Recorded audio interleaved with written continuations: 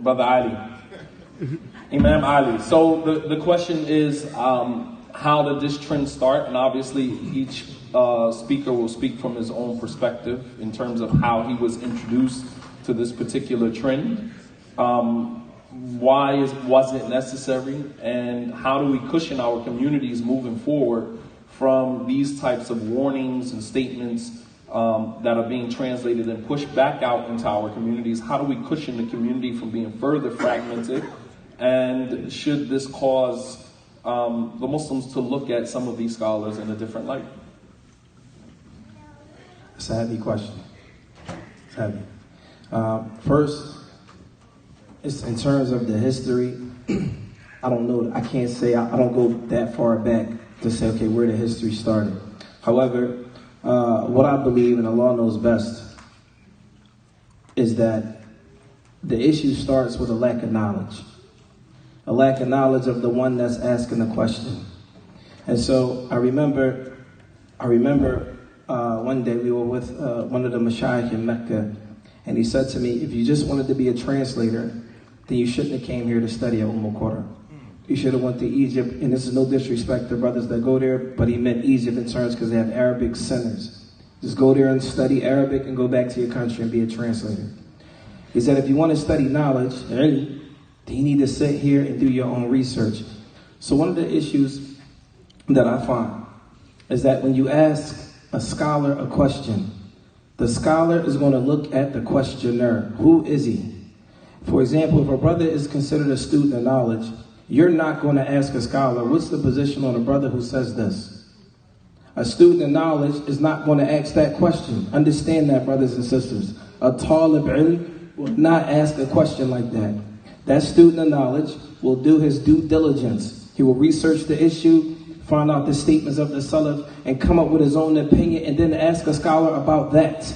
In other words, Sheikh, this is my research, this is what I came up with. What do you think about that? And if that scholar says, no, that's not correct, he has enough courage in himself to ask, well, why do you oppose that? I believe this to be correct. If you say this is not correct, what's your evidence to support it? These are the conversations that we used to have with the ulama.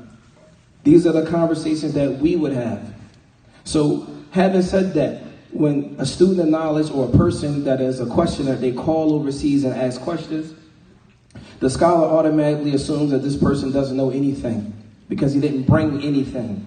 The only thing he brought was a statement from someone else, and so they're going to treat you like that, like you don't know anything. So when they give you a ruling based on a person, they're treating you as if you know nothing about Islam at all. That's number one. That's one aspect. With regards to, okay, so how do we move forward from that? One of the ways is holding people accountable. Holding those who questioned the scholar, who sent the, hold them accountable. When you hear a verdict back, hold the scholars accountable. Everyone has to be accountable. There was a situation in Germantown Masjid years ago.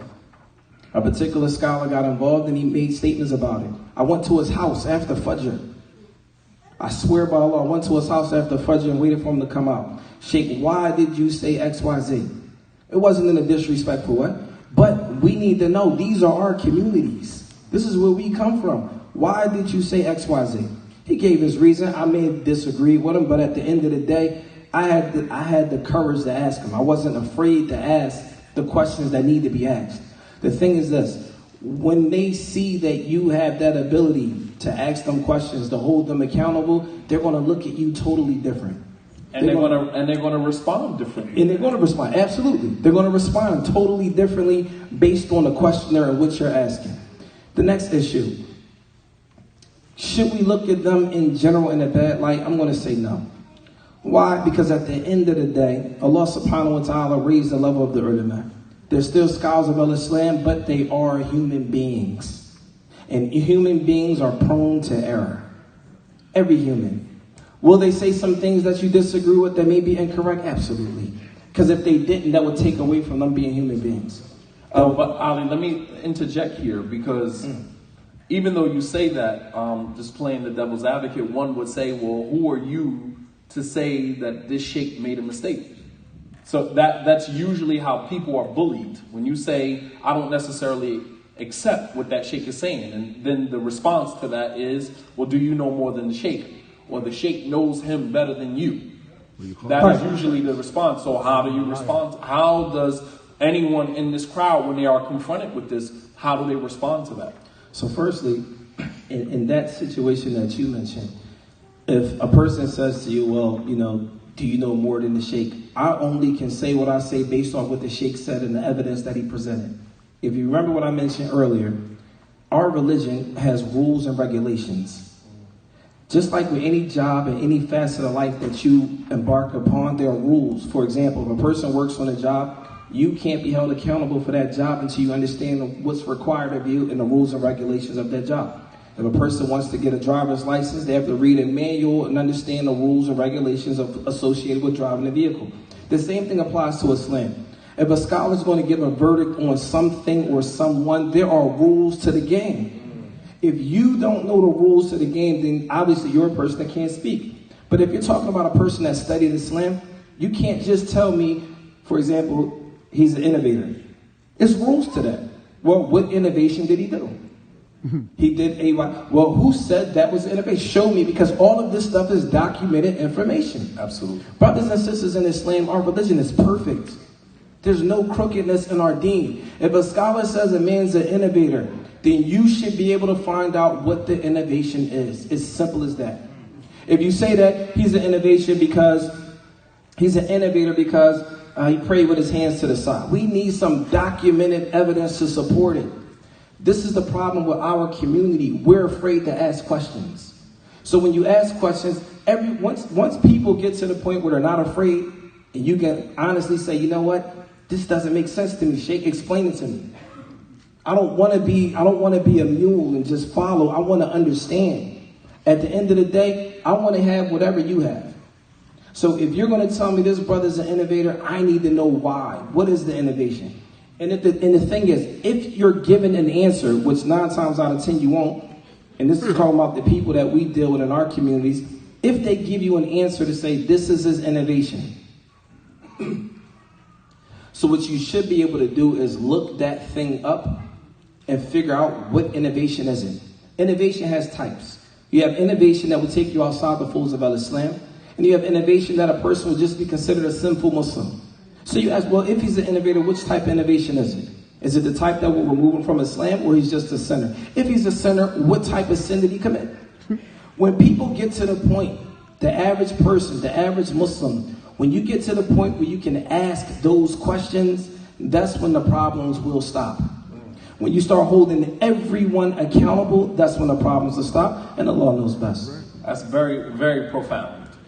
Because usually what happens is that people on your Facebook page, someone will say, what they'll do is they'll take the link from a Facebook refutation and then they'll post it on your page and say, well, he's been warned against.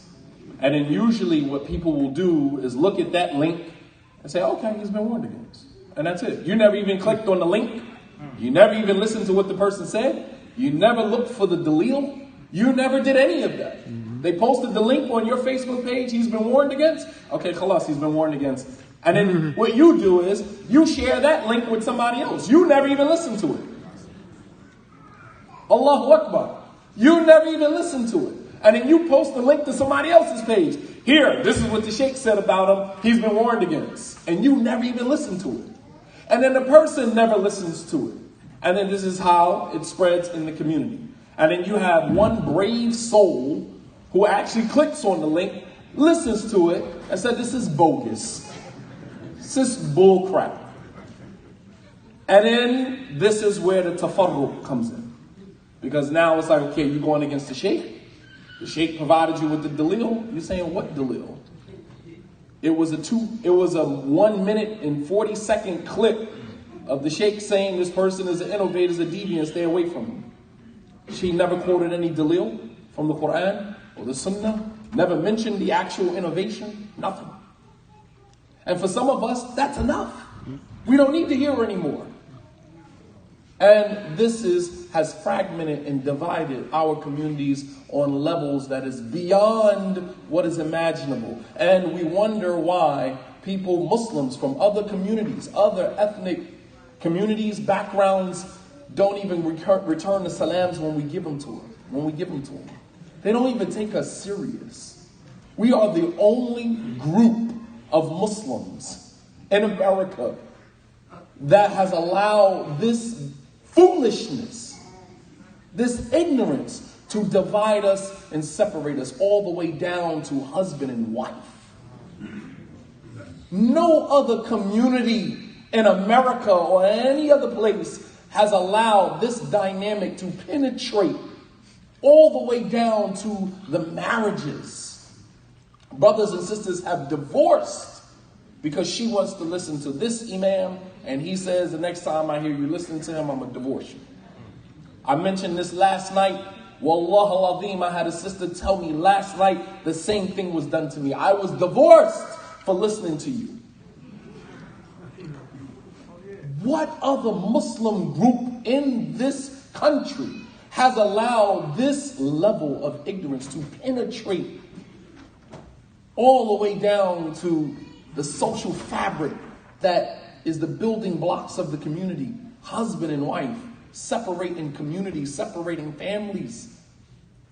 And as Imam Ali mentioned, the moment we start questioning things, because when you engage someone, you say, well, what's the Sheikh's dalil? Come on, you got to ask me for the dalil. You know, they'll take you halfway around the world.